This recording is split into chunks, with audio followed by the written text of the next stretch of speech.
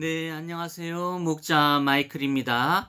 어, 저번 시간까지는 야살의 책을 진행했었는데요. 20장까지 진행했죠. 근데 쭉 야살의 책을 진행하다 보니까 뭔가 빈 듯한, 마음이 뭔가 허전하고 빈 듯한 느낌이 들더라고요. 그래서, 예수님 말씀도 전하는 게 좋겠다 싶어가지고, 제가 처음 시작할 때도 성경 창세기를 시작할 때 마태복음을 시작했거든요. 근데 이 야살의 책도 창세기에 준하기 때문에 그냥 이렇게 가는 것보다 어 예수님 말씀을 전하는 게 참 좋겠다는 생각이 들어서, 또 마음이 좀 허전하고 빈 것 같아 가지고 마르코 복음서를 전해 드리기로 인젠 정했습니다. 개신교, 그러니까 기독교 쪽에서는 이제 마가복음이라 그러고, 천주교 쪽에선, 가톨릭 쪽에서는 마르코 복음서라 하는데, 아 읽기는 킹 제임스 성경책으로 읽고, 기재는 마르코 복음서로 하겠습니다. 참 이렇게 같은 믿음을 가졌는데도 어느 한쪽은 또 마가로 정하고 어느 한쪽은 마르코로 정하는, 이런 좀 같은 맥락인데 이렇게 합이 안 될까 하는 생각이 드네요. 예, 어떻든 빨리 진행하도록 하겠습니다. 빨리 진행한 것보다 인제 정상적으로 진행하면서 좋은 말씀 나누는 게 목적이죠. 네, 예수님 말씀을 듣고 말하고 또 전하며 또 그것을 마음에 담는 그러한 시간을 가져보도록 하겠습니다. 1 장, 하느님의 아들 예수 그리스도의 복음의 시작이라. 침례자 요한, 이렇게 나옵니다. 대언자들의 글에 기록된 바, 보라, 내가 네 사자를 네 얼굴 앞에 보내노니 그가 네 앞에서 네 길을 예비하리라.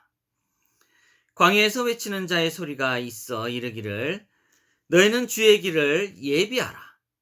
그분의 행로들을 굳게 하라 한 것 같이, 요한이 광야에서 침례를 주고 죄들의 사면을 얻게 하는 회개의 침례를 선포하며, 온 유대 땅과 예루살렘 사람들이 그에게 나가 자기 죄를 자백하며 요르단 강 속에서 다 그에게 침례를 받더라. 세례를 받는다는 말씀이죠. 요한은 낙타털 옷을 입고 허리에 가죽띠를 띠고 메뚜기와 들꿀을 먹더라. 참 메뚜기까진 모르겠는데 들꿀 먹는 거는 참 좋네요. 예예. 그가 선포하여 이르되, 나보다 더 능력 있는 분께서 내 뒤에 오시는데 나는 몸을 굽혀 그분의 신발끈을 풀 자격도 없노라. 참으로 나는 너에게 물로 침례를 주거니와 그분께서는 너에게 성령님으로 침례를 주시리라 하니라. 요한이 예수님에게 침례를 줌. 그 무렵 예수님께서 갈릴리 나사렛으로부터 오사 요르단 속에서 요한에게 침례를 받으시고 곧바로 물속에 올라오실 때 하늘들이 열리며 성령께서 비둘기같이 자기 위로 내려오시는 것을 보시더라. 하늘로부터 한 음성이 나서 이르시되, 너는 내 사랑하는 아들이라. 내가 너를 매우 기뻐하노라 하시니라. 사탄이 예수님을 시험함. 성령께서 즉시 그분을 광야로 이끌어 가시니라. 그분께서 거기서 광야에서 40일을 계시면서 사탄에게 시험을 받으시고 들짐승들과 함께 계셨는데 천사들이 그분을 섬기더라. 참 이 부분이 참 마음에 들어요. 제 주위의 사람도 40일간 이렇게 좀 뭐라 그럴지 좀 극단적인 단식을 예수님처럼 하려다가 실패의 고배를 마시고 좀 죽을 고비를 이렇게 넘겼던 분도 있어요. 어떻든 아무나 할 수 있는 일이 아니고 또 아무나 해서도 안 되죠.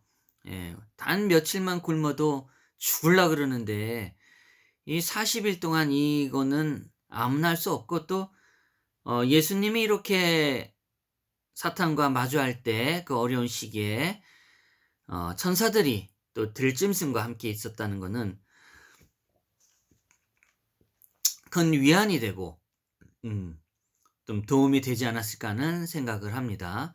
뭐 자기가 기르는 반려견이나 반려동물과 반려식물과 함께 단식을 거행해도 뭐 크게 다르진 않을 거라 생각이 듭니다. 어떻든 하려면 제대로 하고 흉내 낼 필요는 없고 굳이 몇 날 며칠 그 정도 체험하는 것도 괜찮습니다. 예. 어쨌든 좋은 일이죠. 그러나 쉬운 일은 아닙니다. 그런 단식 체험을 통해서 아버지께 절실한 기도를 올리면 참으로 축복을 받는다는 것을 알고 있습니다.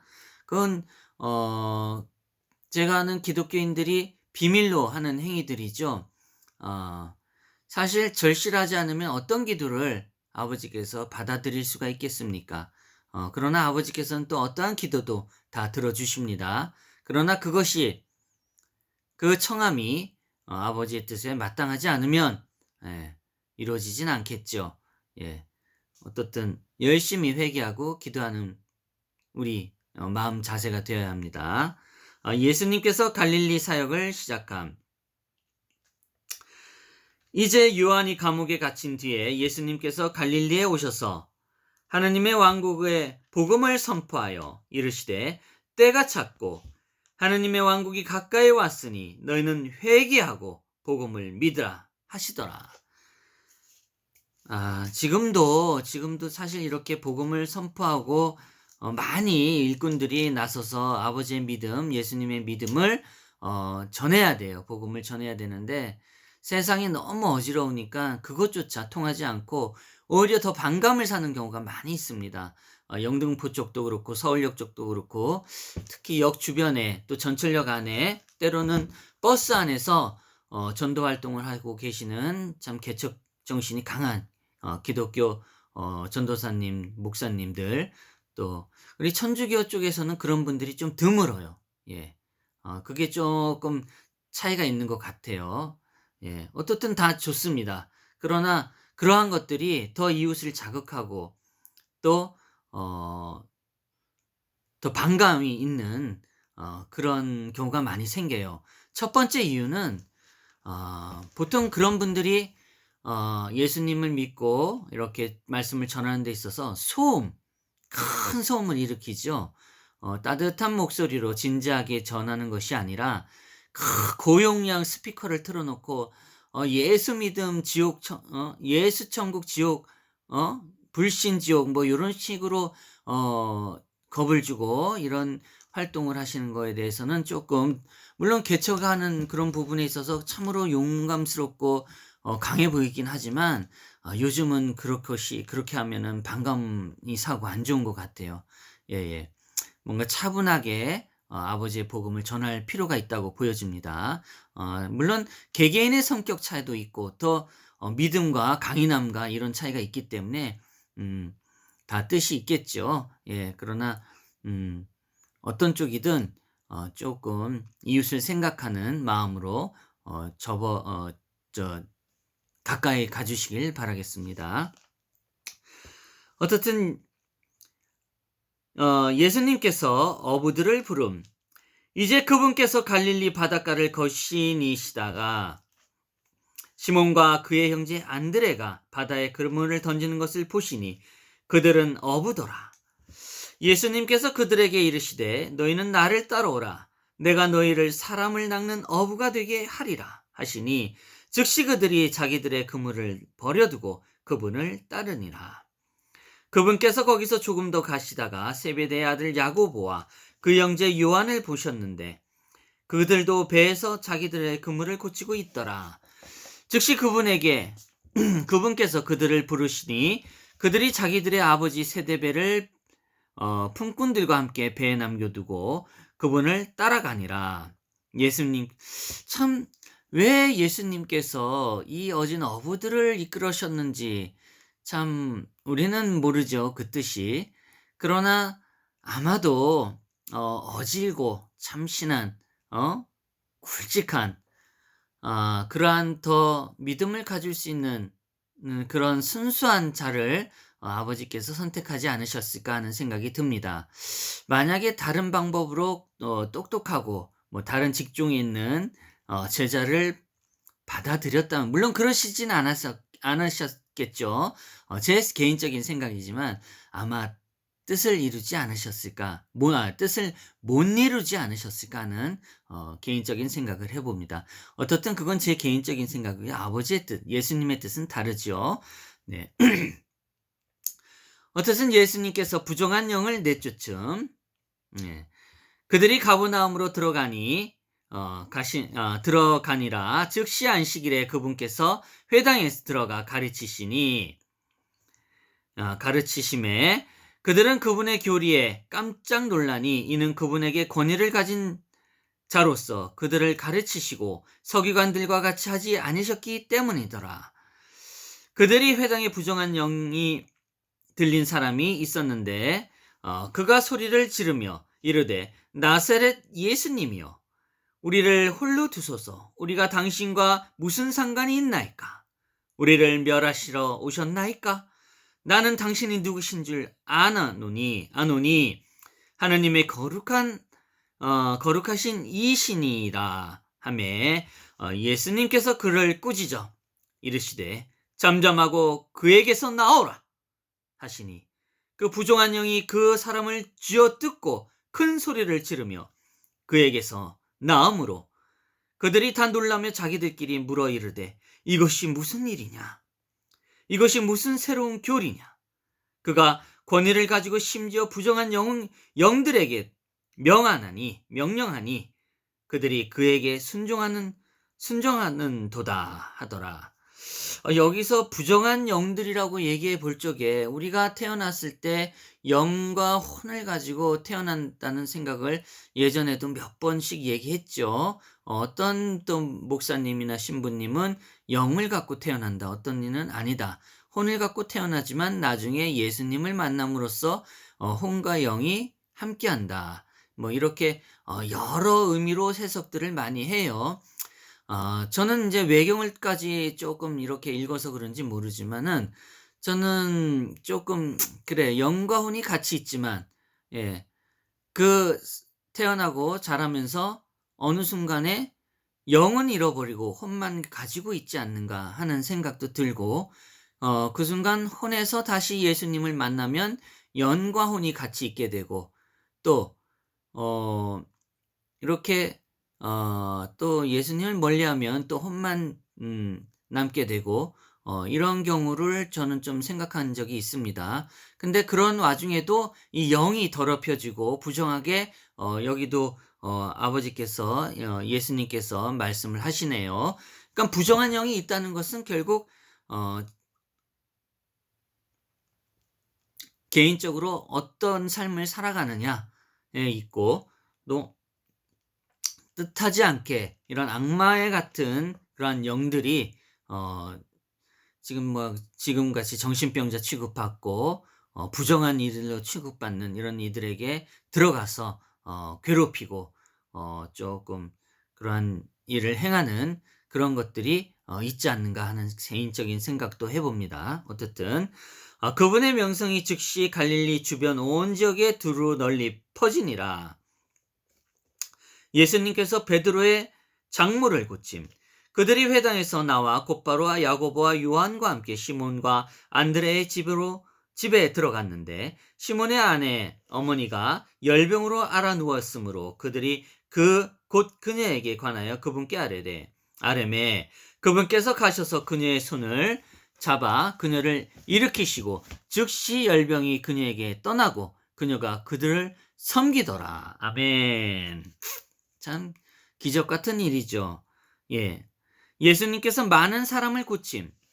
날이 저물어 해가 질 때까지 그들이 병든 모든 자들과 마귀 들린 자들을 그분께 데려오니 온 도시가 함께 문 앞에 모였더라. 그분께서 갖가지 질병으로 앓은 많은 자들을 고치시고 많은 마귀를 내쫓으시되 마귀들이 자기를 알므로 그들이 말하는 것을 허락하지 아니하시더라. 예수님께서 갈릴리에서 선포함. 새벽에 아직 날이 밝기 훨씬 전에 그분께서 일어나 나가서 외진 곳으로 떠나 거기서 기도하시더라. 예수님도 늘 기도를 하셨네요. 이렇게 날이 밝기 훨씬 전에 그분에게 일어나 나가서 외진 곳으로 떠나 거기서 기도하시더라. 시몬과 그와 함께 있던 자들이 그분의 뒤를 따랐다. 그분을 만나서 그분께 이르되 모든 사람이 주를 찾나이다 하거늘 그분께서 그들에게 이르시되 우리가 다음 골들로 들어가 거기서도 선포하리니 이런 까닭으로 내가 왔노라 하시고 온 갈릴리로 두루 다니시며 그들의 회당들에서 선포하시고 또 마귀를 내쫓으시더라. 예수님께서 나병 환자를 정결하게 한 나병 환자가 그분께 와서 그분께 간청하여 그분께 무릎을 꿇고 그분께 이르되 주께서 원하시면 나를 정결하게 하실 수 있나이다 하매 예수님께서 불쌍히 여기는 마음을 가지사 손을 내밀어 그에게 대시며 그에게 이르시되 내가 원하노니 정결할지어다 하시니라.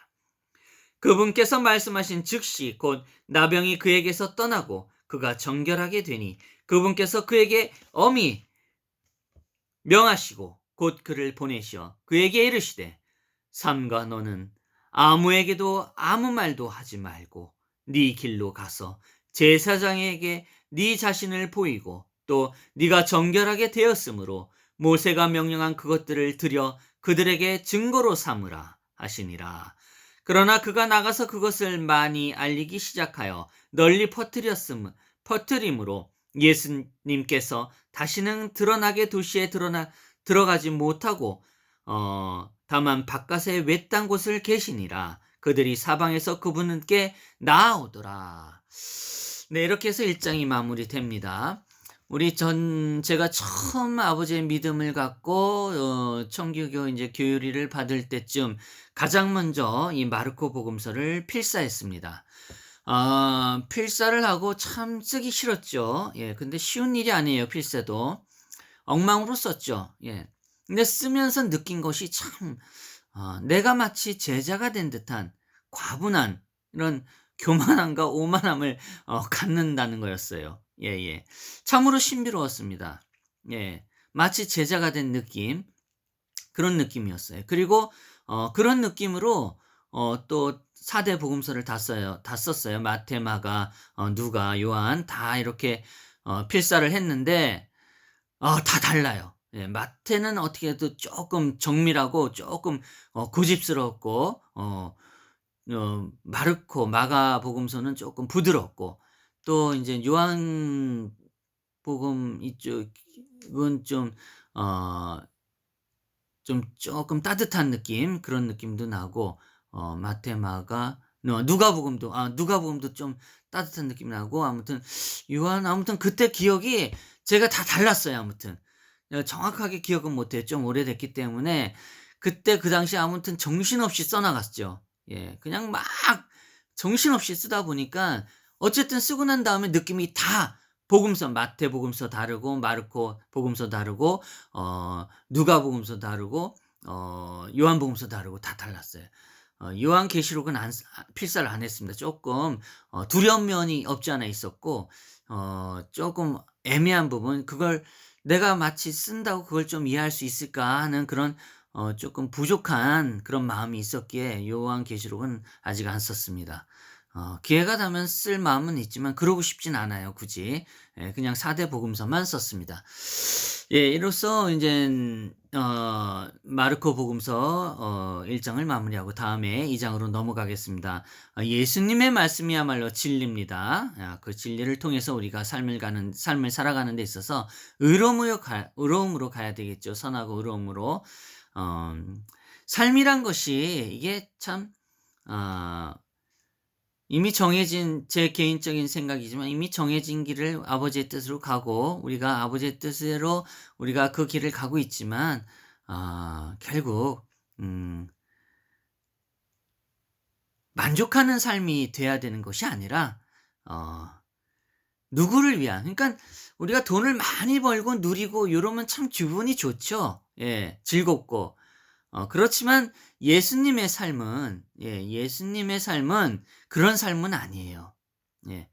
내가 돈이 많이 있어도 이웃과 함께 나누고 좀 선하고 의롭게 산다면 그 또한 예수님의 진리로 살아가는 것이기도 하지만, 제가 뭐 돈이 많고 뭐 해 가지고 내가 누리고 많고 이거는 좋은 일이 아니에요. 예예.